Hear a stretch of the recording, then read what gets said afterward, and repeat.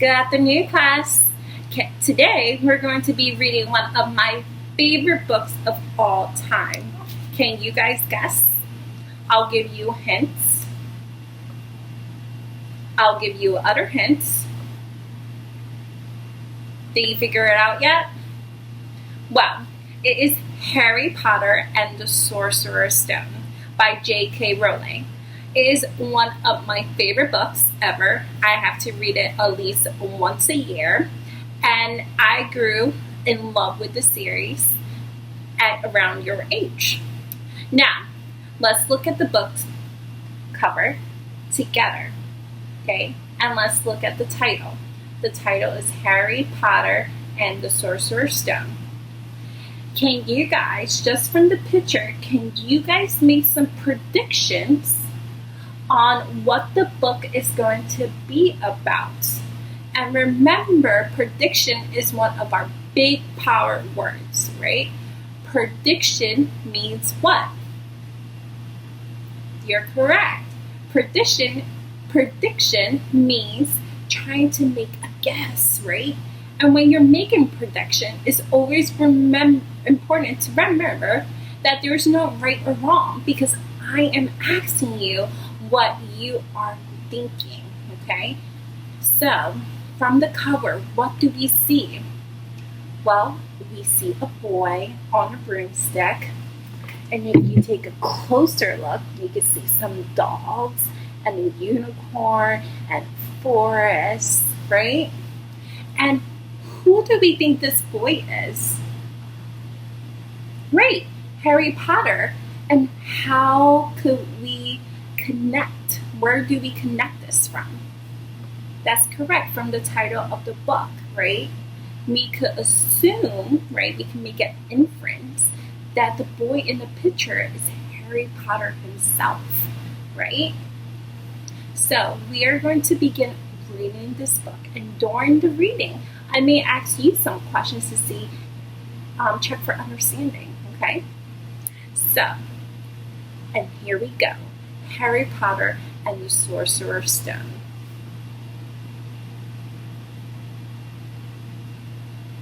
Okay. So chapter 1 is called The Boy Who Lived. Let's make another prediction just from the title of the chapter. What do you think is going to happen from just reading the chapter title? Remember, the chapter title is said The Boy Who Lived. So, does anyone want to take a guess of maybe what this chapter is going to be about?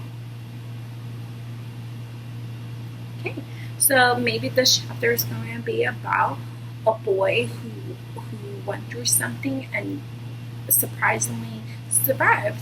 Let's see if you're going to be correct. Chapter 1, The Boy Who Lived. Mr. and Mrs. Dursley of number 4 Private Drive were proud to say that they were perfectly normal. Thank you very much. They were the last people you ever expect in any strange or mysterious, because they just didn't hold with such nonsense. Mr. Dursley was a director of a firm called Grunnings, which made drills.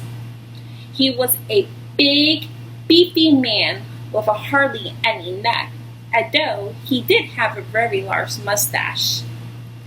Mrs. Dursley was thin, blonde, and had nearly twice the usual amount of neck, which came very useful as she spent so much of her time craning over garden fences, spying on neighbors.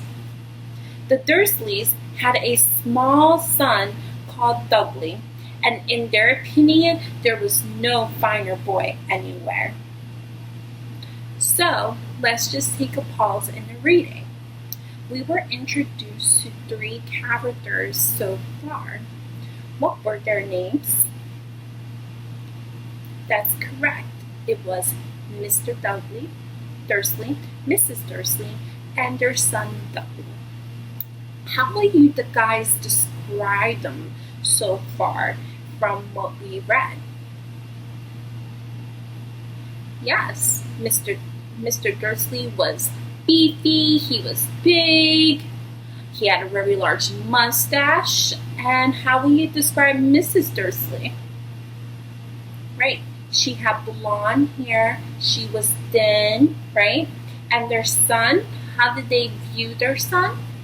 Yeah, they thought he was all that, right? They thought he was really good, right? Okay, let's continue reading. The Dursley had everything they wanted, but they also had a secret. And their greatest fear was somebody would discover it. Ooh. Secret. What is a secret? Right, a secret is something that we don't want anyone to know. Can you guys try and figure out what their secret is about? Okay. Well, let's see if you're right about their secrets. Okay. They didn't think they could bear it if anyone found out about the Potters. Mrs. Potter was Mrs. Dursley's sister, but they haven't met for several years. In fact, Mrs. Dursley pretended she didn't have a sister because her sister and her good-for-nothing husband were Dursleyish as it was possible to be.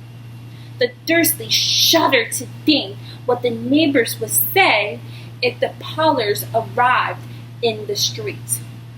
The Dursleys knew that the Potters had a little son too, but they had never even seen him. This boy was an utter good reason for keeping the Potters away. They didn't want Dudley mixing with a kid like that. Ooh. So what were the Dursleys' secrets? Ooh, about the Potters, right? And how did they feel about the Potters? Yeah, they didn't like them very much, right? They did not. And they had a son around Dudley's age. Why do you think they didn't want the boys to meet? Yeah, because they didn't like them very much, right? They didn't want to ruin their perfect son. So let's continue reading. When Mr. and Mrs. Dudley woke up on a dull gray Tuesday, our story starts.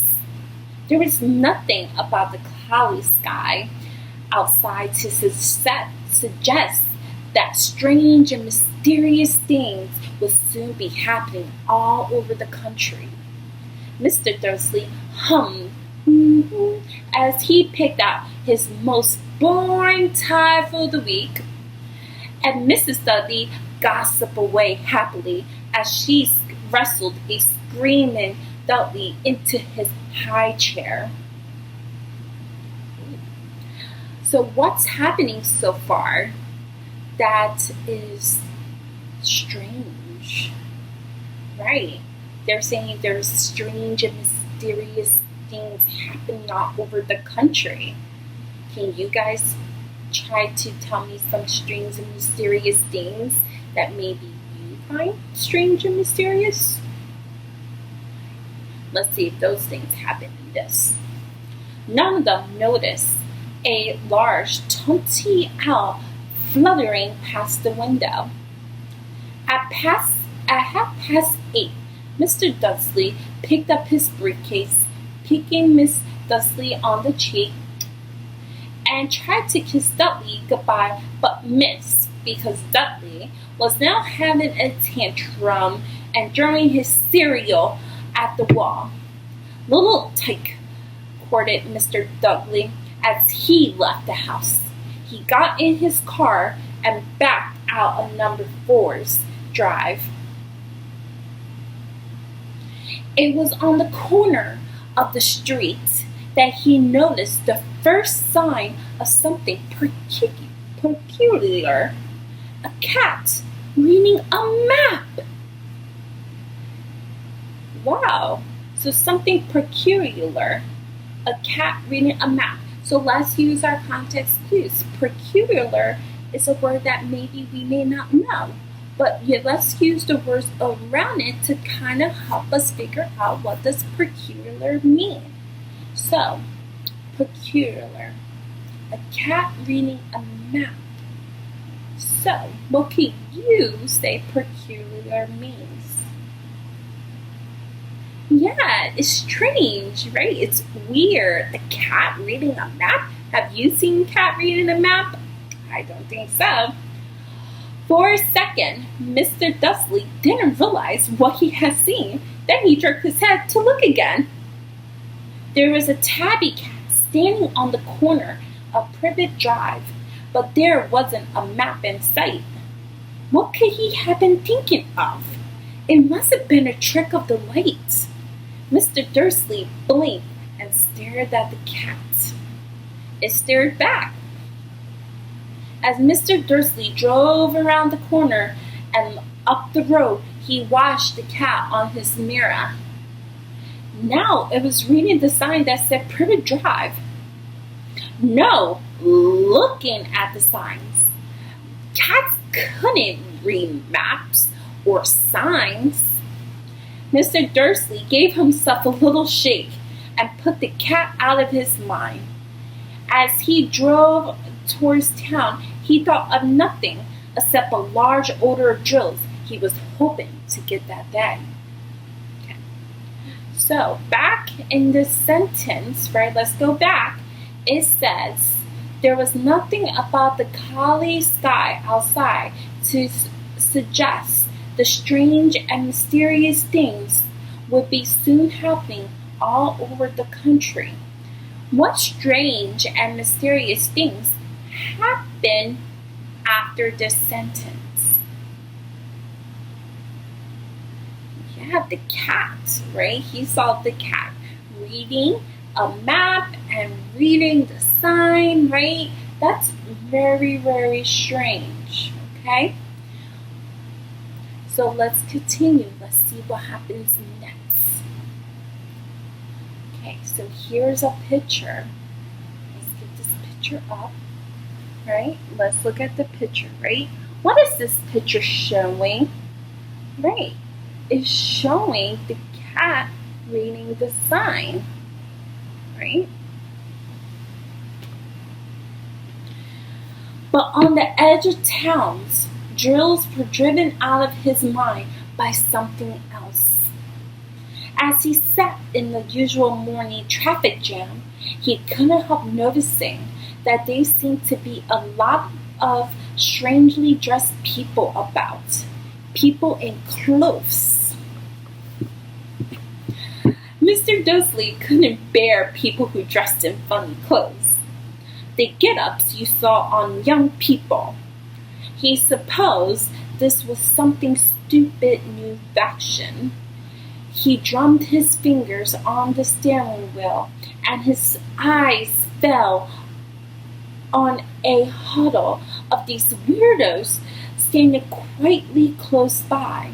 They were whispering excitedly together.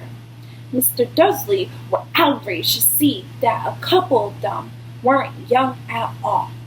Why, that man had to be older than he was, and wearing an emerald green cloak. The nerve of him. But then it struck Mr. Dursley that this was probably some silly stunt. These people were obviously collecting for something.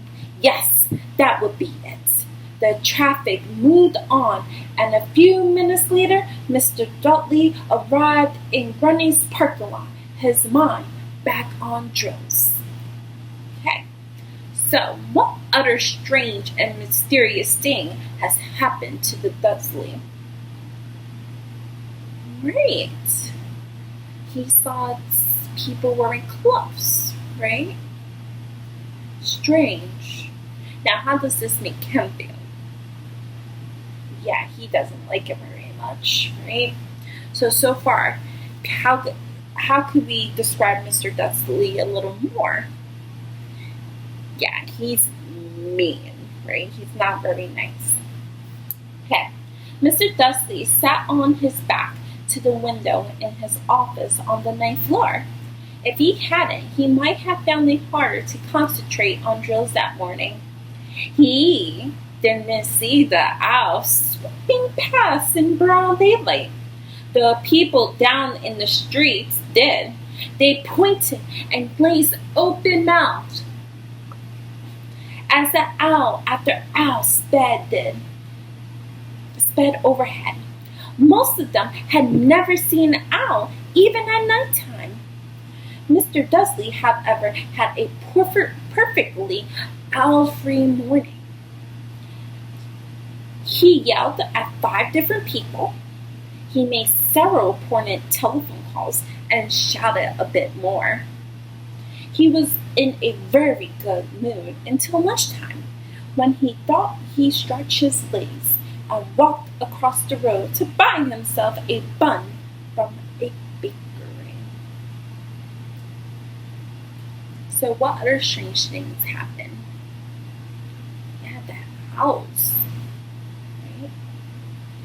He forgot all about the people in clothes until he passed a group of them next to the bakers. He eyed them angrily as he passed. He didn't know why, but they made him uneasy. This bunch were whispering excitedly too, and he couldn't see a single collecting tin. It was on his way back, clenching a large donut in a bag, that he caught a few words of what they were saying. The Potters! That's right! That's what I heard! Yes, their son Harry. Mr. Dudley stopped dead. Fear flooded him. He looked back at the whisperers, as if he wanted to say something, but then better thought of it. Why is Mr. Dudley so scared? Ooh, yeah, they said the Potters. Ooh, what could happen to the Potters that makes him so scared? Yeah, maybe they're coming to visit him. Remember, he doesn't like the Potters. Oh, let's see what's happening with the Potters. He dashed back across the road, hurried up to his office, snapped at his secretary not to disturb him, seized his telephone, and almost had dialing his home number when he changed his mind. He put the receiver back down and stroked his mustache, thinking, no, he was being stupid. Potter wasn't such an unusual name. He was sure there were lots of people called Potter who had a son named Harry. Come to think of it, he wasn't even sure his nephew was called Harry. He never even seen the boy. It might have been Harvey or Harold. There was no point in worrying Mrs. Dudley. She got so upset at any mention of her sister. He didn't blame her if he had a sister like that, but all the same, those people in clothes. He found it a lot harder to concentrate on drills that afternoon, and when he left the building at 5 o'clock, he was so worried that he walked straight into someone just outside the door. Sorry, he grunted, as the tiny old man stumbled and almost fell. It was a few seconds before Mr. Dudley realized that the man was wearing a violet coat.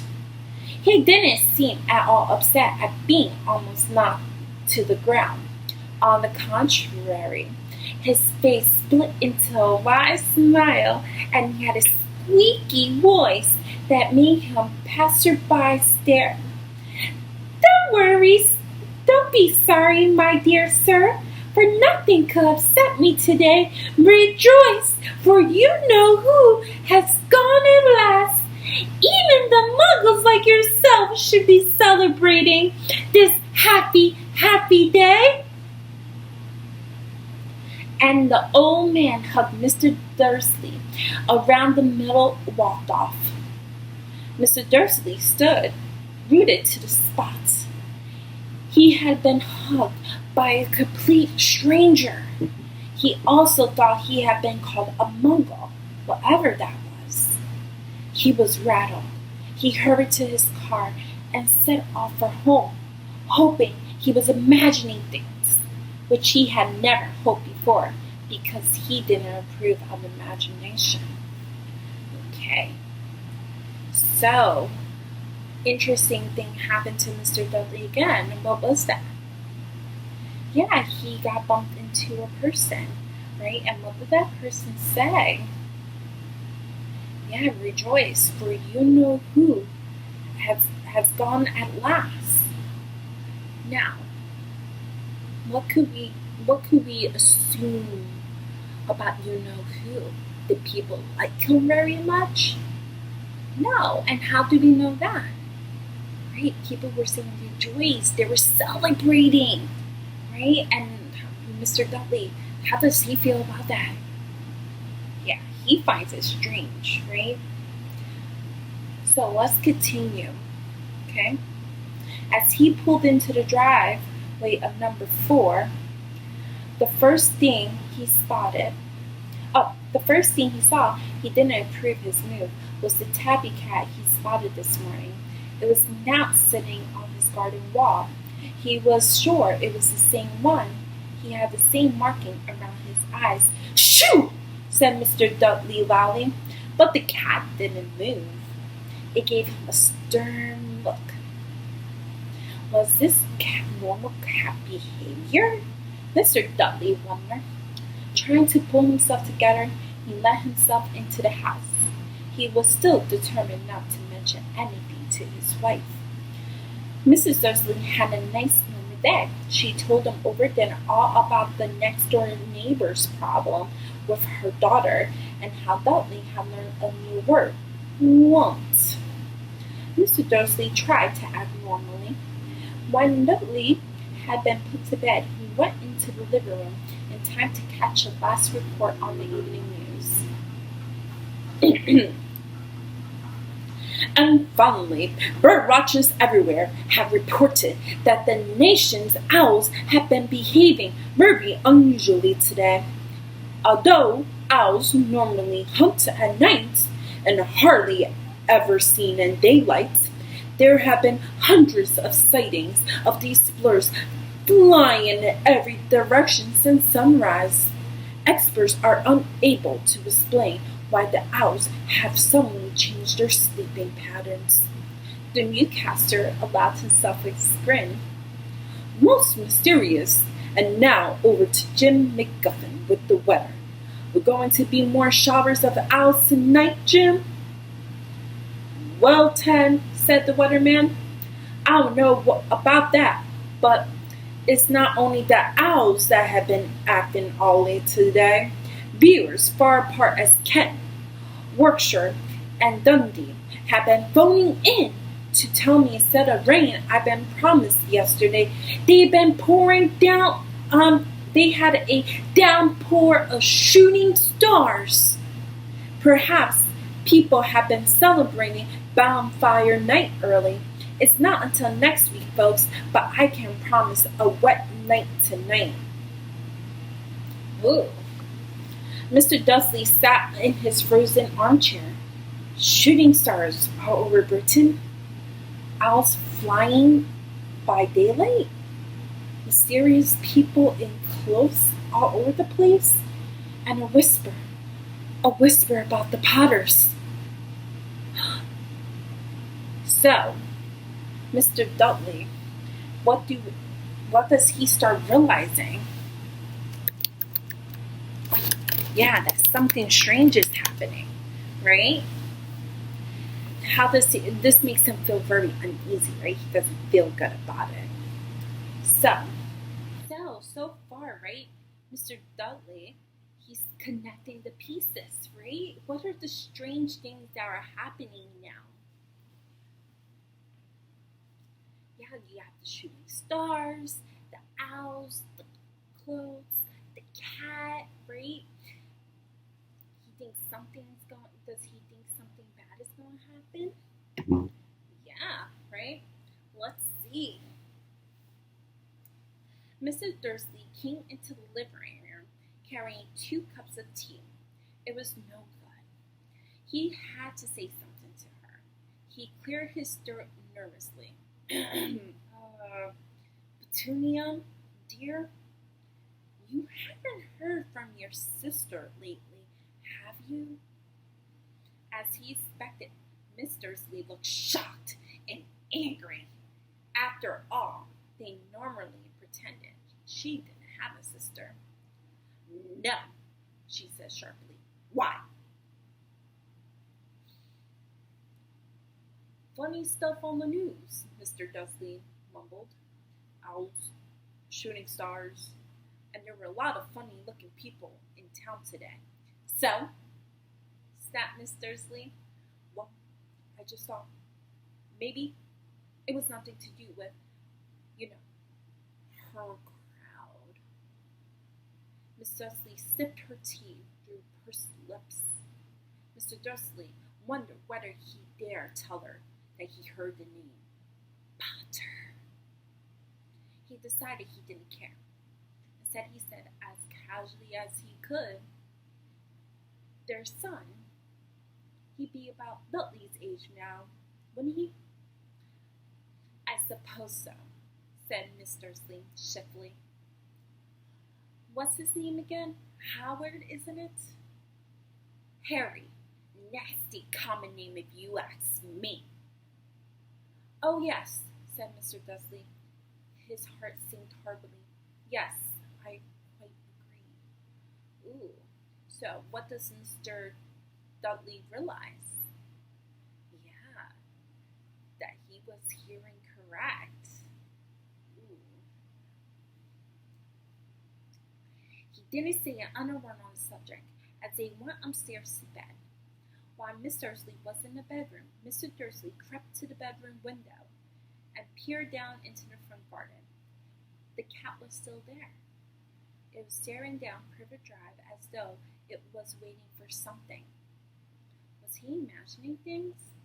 Could this all have to do with the Potters? If it did, if it got out there they were related to the pair of, well, he didn't think he could bear it.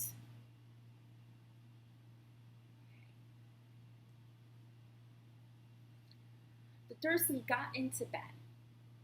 Mrs. Dursley fell asleep quickly, but Mr. Dursley stayed awake, turning it all over his mind.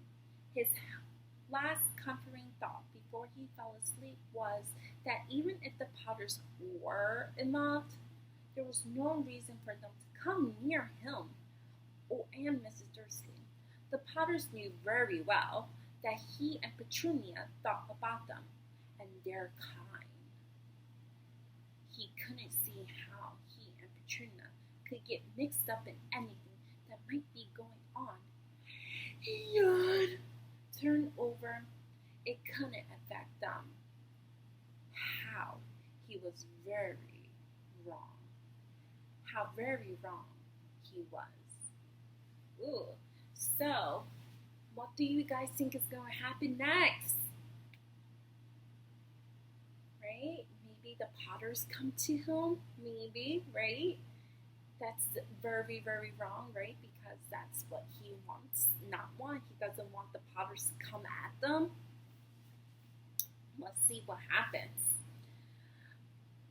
Mr. Dursley might have been drifting into an uneasy sleep, but the cat on the wall outside was showing no sign of sleepiness. It was sitting as still as a statue, its eyes fixed unblinkingly on the far corner of Privet Drive. It didn't so much as quiver when a car door slammed on the next street, nor when 2 owls swooped overhead. In fact, it was nearly midnight before the cat moved at all. A man appeared on the corner the cat had been watching, appeared so suddenly and silently you may have thought he just popped out of the ground. The cat's tail twitched and his eyes narrowed. Nothing like this man had ever been seen on Privet Drive.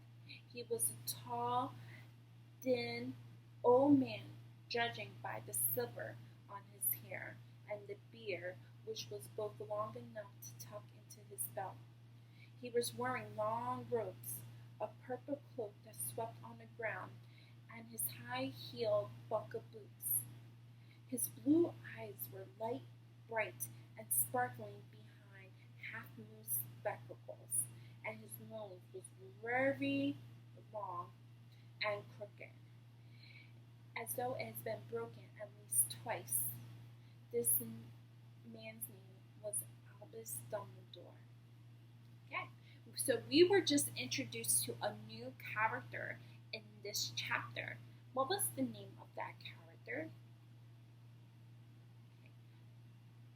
Yeah, so let's break down his name, okay? So it's Albus, Albus, like Albus, like bus, like we drive, Albus, okay?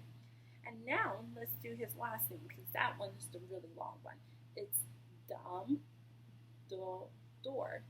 Dumbledore, Dumbledore, right? Dumbledore. Okay, let's say it with me. Dumbledore. Very good. Okay, and how will you describe Dumbledore so far? Yes, he's old. His nose is broken, right? He has blue eyes. Okay.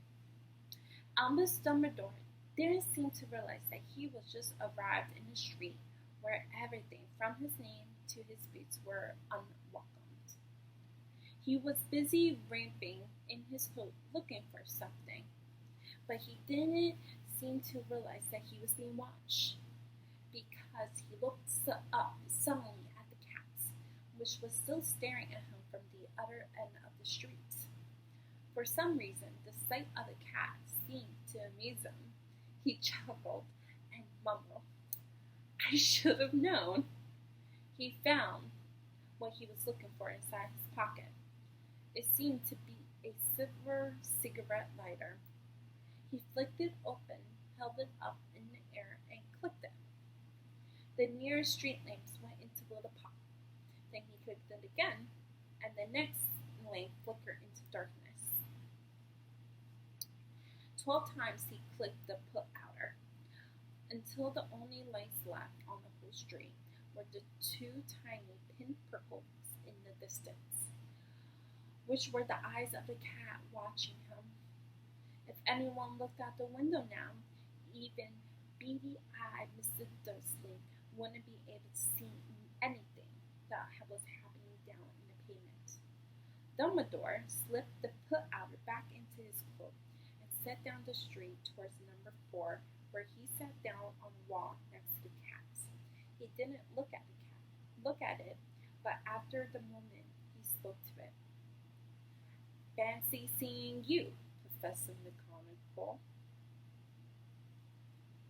Ooh, so what's happening now? Yeah, he knows the cats, and he even says the cat's name, Professor McGonagall. Ooh. He turned to smile at the tabby, but it had gone. Instead, he was smiling at a rather severe-looking woman who was wearing square glasses, exactly the shape of the markings that the cat had around his eyes. She, too, was wearing a cloak, an emerald one. Her black hair was drawn into a tight bun, and she looked distinctively ruffled. "How do you know it's me?" she asked. "My dear Professor, I've never seen cats sit so stiffly." "You'd be stiff if you'd been sitting on a brick wall all day," said Professor McGonagall. "All day? When you could have been celebrating? I must have passed a dozen feasts and parties on the way here." Professor McGonagall sniffed angrily. "Oh, yes, everyone's celebrating all right," she said impatiently. "You'd think they'd be a bit more careful, but no. Even the Muggles have noticed something going on. It was on their news. She jerked her head back at the Dursleys' dark living room window. I heard it. Flock of owls, shooting stars. Well, they're not completely stupid. They were bound to notice something. Shooting stars down in Kent. I bet that was Delius Diggle. He never had much sense. You can't blame them, said Dumbledore gently. We had precious little to celebrate for 11 years. I know that, said Professor McGonagall eagerly, but that's no reason to lose our heads. People are being downright careless. Out on the streets in broad daylight, not even dressed in muggle clothes, swapping rumors. Ooh. So, now we're introduced to another character, and that's Professor McGonagall, right? And what do we know about her so far? Yeah, she was the cat.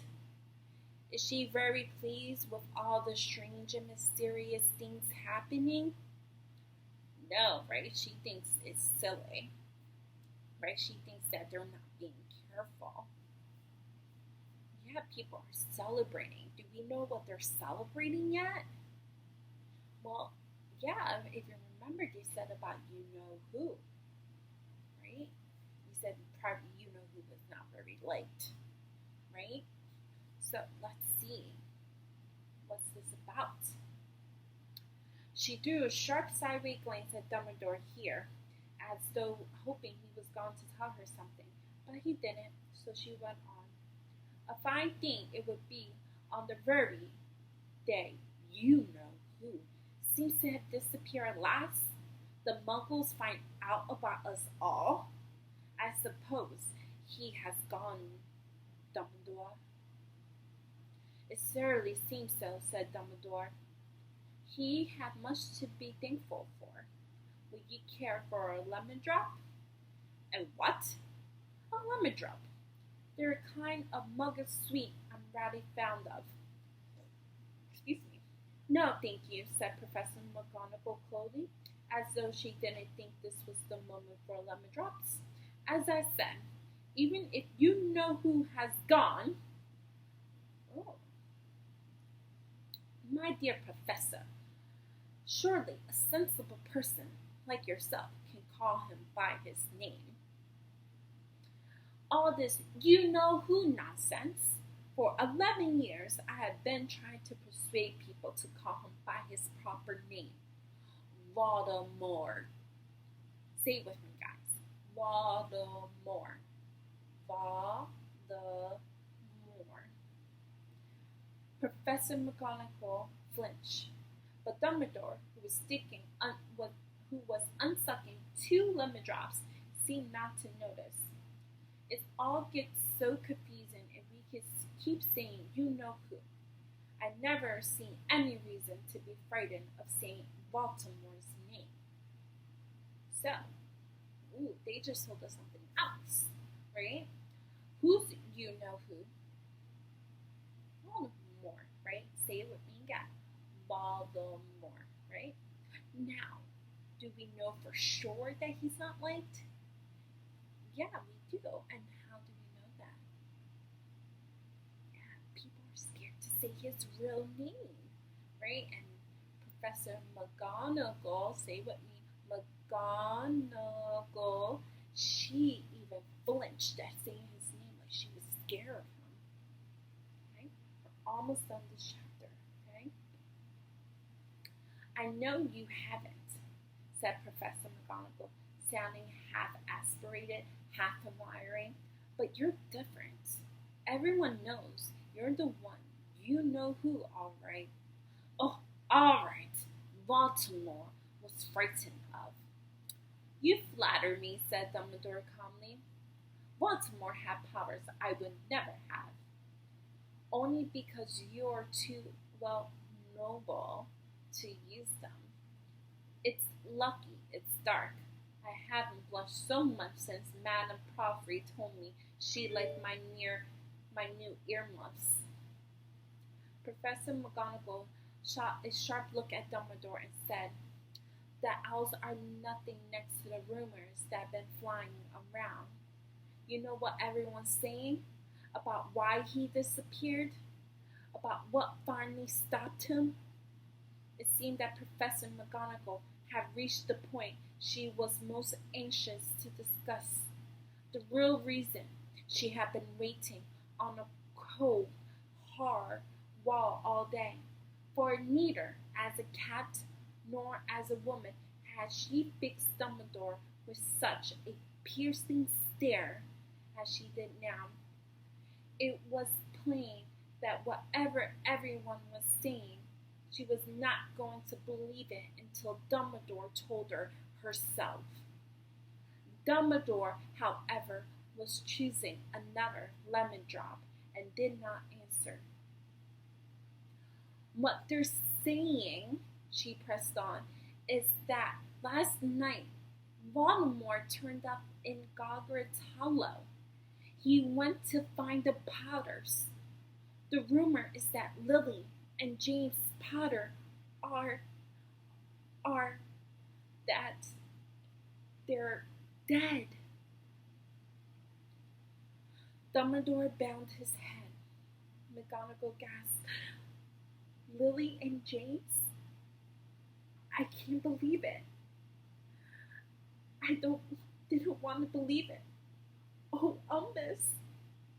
Dumbledore reached out and patted her on the shoulder. I know, he said heavily.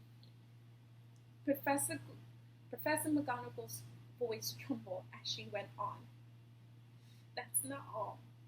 They're saying he tried to kill the Potter's son, Harry, but he couldn't. He couldn't kill that little boy. No one knows why or how, but they're saying that he couldn't kill Harry Potter. Voldemort's power somehow broke, and that's why he's gone." Dumbledore nodded grumly. It's true, Father Professor McGonagall. After all he's done, all the people he killed, he couldn't kill a little boy? It's just astonishing, of all things, to stop him. But how in the name of heavens did Harry survive? "We can only guess," said Dumbledore. "We may never know." So, let's go back, right? So the chapter 1 was called "The Boy Who Lived." So, how could we connect the title of the name, "The Boy Who Lived," to what just happened? Yeah, the boy who lived was Harry, right? And what happened? Yeah, Voldemort tried to kill him, but couldn't, right? And what happened to Voldemort? He disappeared, right? And what happened to Mrs. Dursley's sister, Lily? She died, and so did her husband, James. And Harry is alive. Yeah, so what do you guys think are going to happen to Harry? Let's see if you guys are correct. Professor McGonagall pulled out a lace handkerchief and dabbed her eye beneath her spectacles. Dumbledore gave a great sniff as he took out a golden watch out of his pocket to examine it. It was a very odd watch. It had 12 hands but no numbers.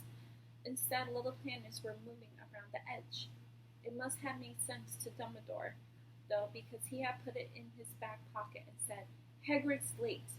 I suppose it was he who told you I'd be here, by the way." "Yes," said Professor McGonagall. "And I don't suppose you're going to tell me why you're here, of all places." "I come to bring Harry to his aunt and uncle. They're the only family he has left now." "You don't mean... You can't meet the people who live here!" cried Professor McGonagall, jumping at her feet, pointing at number 4. Dumbledore, you can't. I've been watching them all day. You couldn't find 2 people who are less like us, and they got this son. I saw him kicking his mother all the way up the street, screaming for sweets. Harry Potter, come and live here? It's the best place for him, said Dumbledore firmly. His aunt and uncle will be able to explain everything to him when he's older. I've written them a letter. A letter? Repeated McGonagall faintly, sitting back down on the wall. Really, Dumbledore?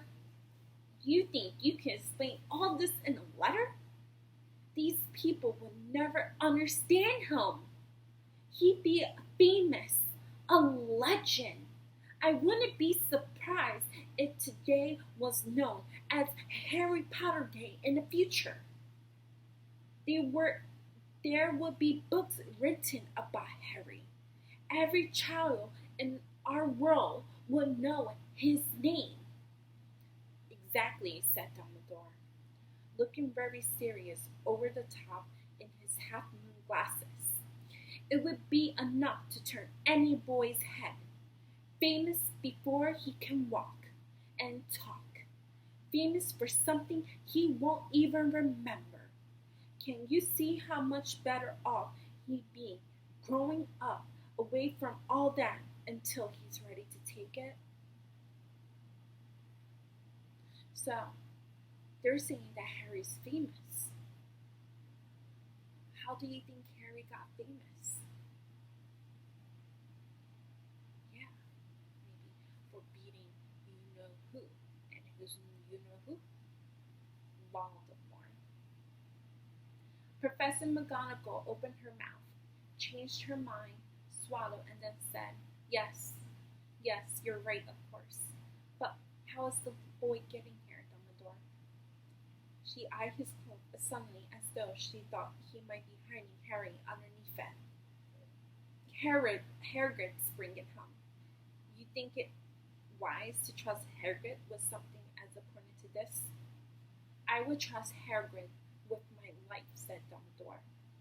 I'm not saying his heart isn't in the right place, said Professor McGonagall grudgingly, but you can't pretend he's not careless.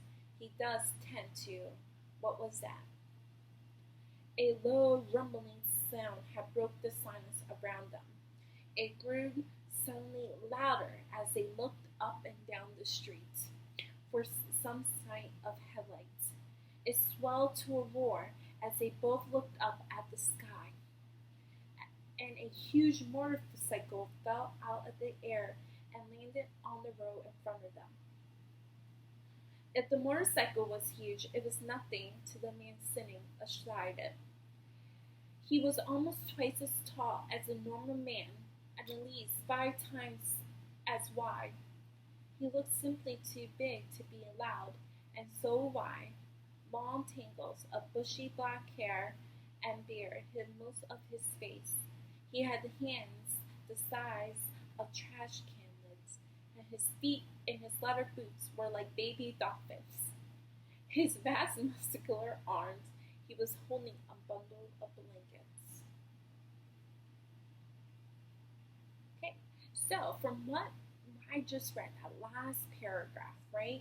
He was almost twice as tall as a normal man, and at least 5 times as wide. He looked simply too big to be allowed, and so wild. Who could we guess this character to be?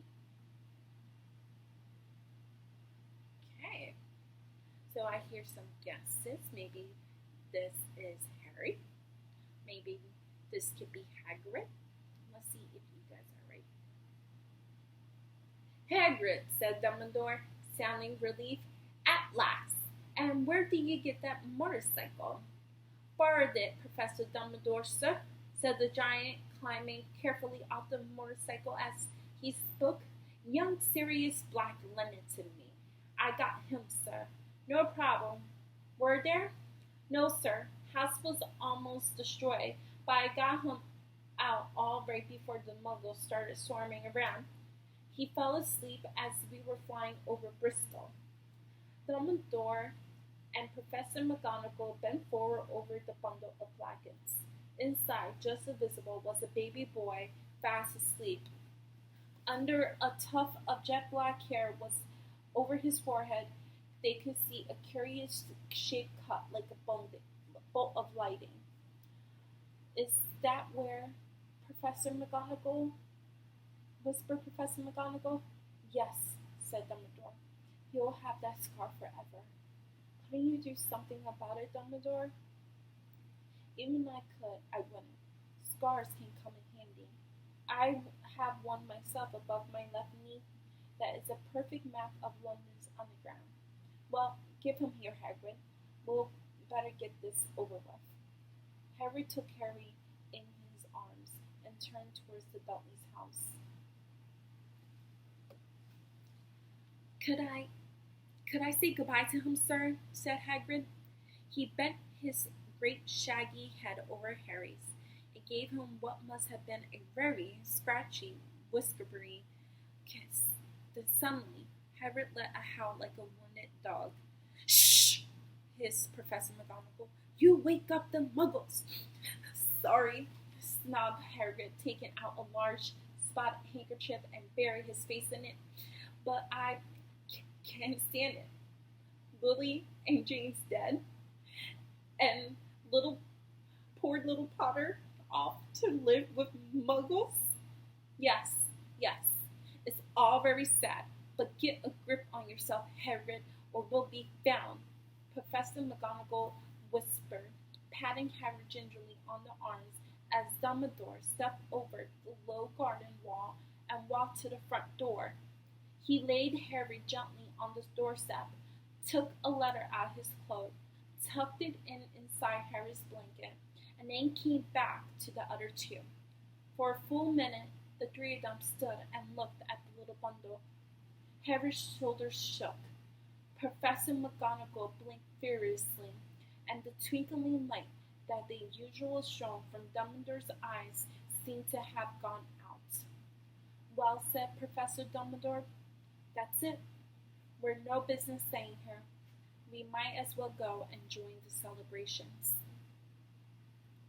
Yeah, said Hagrid in a muffled voice. I best get this bike away. Good night, Professor McGonagall. Professor Dumbledore, sir. Wiping his streaming eyes on his jacket sleeve, Harry swung himself into the motorcycle and kicked the engine into life. The roar arose into the air and off into the night. I shall see you soon, I expect, Professor McGonagall, said Dumbledore, nodding to her. Professor McGonagall blew in her nose in reply. Dumbledore turned and walked back down the street. On the corner, he stopped and took the silver outer. He clicked it twice, and 12 balls of light sped back to their street lamps, so that Pivot Drive glowed suddenly orange, and he could make out the tabby cat slinking around the corner at the other end of the street. He could just see the bundles of blanket on the step number 4. Good luck, Harry, he mumbled. He turned on his heels and wished of his cloak he was gone. Why do you think Professor Dumbledore said good luck, Harry? Okay. So maybe because he knows that Dudleys are mean, or maybe because he lost his parents, wishing him luck for that. Okay? And what was their reasoning for having him stay with his aunt and uncle and not someone who was magic like them? Yeah, they want him to stay away from him, right? Let's continue.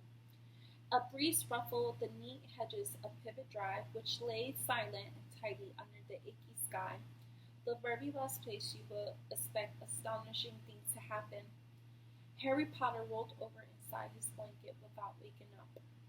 One small hand closed on the letter beside him, and he slept on, not knowing he was special, not knowing he was famous, not knowing he would be woken in a few hours' time by Mrs. Dudley's scream as she opened the front door to put the milk bottles, nor that he would spend the next few weeks being propped and pinched by his cousin Dudley. He could have known that at this very moment people meeting in secret all over the country were holding up their glass and saying in hushed voices to Harry Potter, the boy who lived. Okay, so let's give a summary of what happened so far in the story. So, who was in chapter 1? Let's practice the 5 W's, right? In the summary, you should be able to identify that. So, who were the people in chapter 1? Right? We have the Dudleys, right? Dumbledore. We have Harry. Harry's parents, right? We had Hagrid. Okay. So, what happened? Yeah. Harry's parents died, right? And Harry survived. Why are the Dudleys involved? Right. Harry has to live with them, right? Now, how do you think the Dudleys are going to treat Harry maybe when he grows up?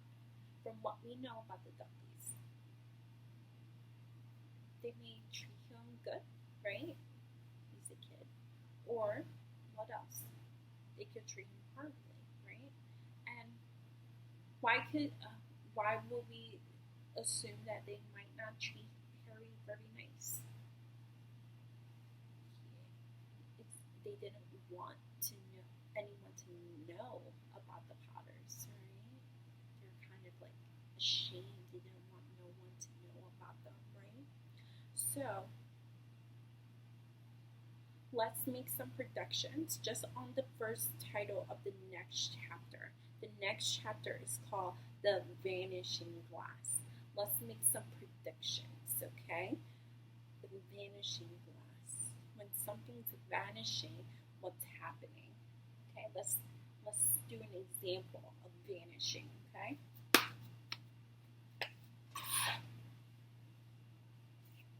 Here's a phone, right? Now you see it, then it vanished. So what does vanish mean? To disappear. So the vanishing glass. Let's make some predictions, okay?